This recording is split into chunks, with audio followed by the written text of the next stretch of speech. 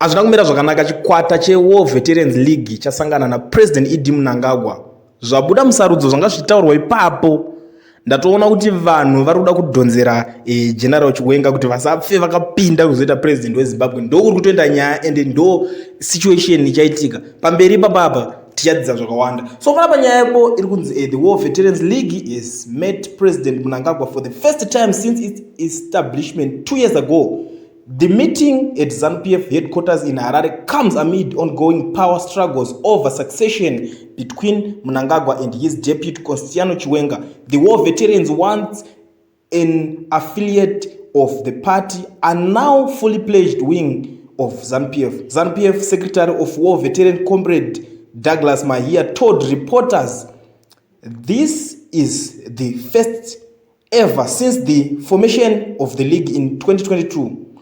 War veterans were instrumental in the coup that ousted former President Robert Mugabe in November 2017. The former liberation war fighters mobilized Zimbabweans, misleading them into believing that Mugabe was a stumbling block to the country's democracy and prosperity. They also deceived the then main opposition MDCT, promising a unit government after Mugabe's removal, only to abandon them, using them to mobilize against the former leader.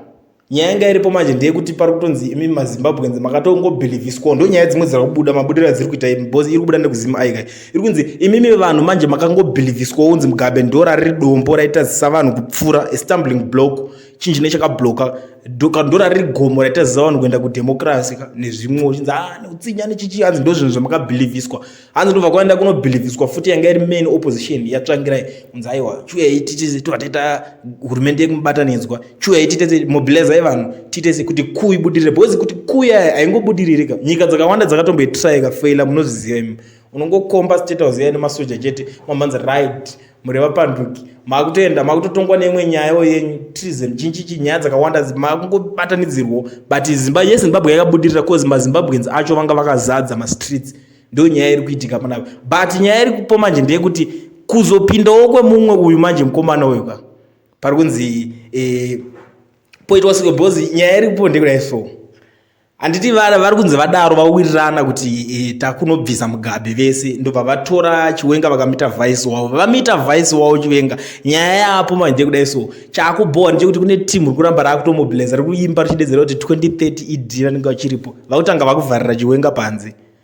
Ndo nyaya hombe iri kuitika panapa uko. Maovheta arozvita ndo akangomhanyira nyaya dzacho vakadzifambira ameno kuti zvinopera mushere. But inini maonera ndiri kuita nyaya iyi ndiri kuona kuti vanhu vemuZimbabwe vane kuda kuroverana chiskillful chekuti vanogona kunge vane wavo wavanenge vachida kuisa.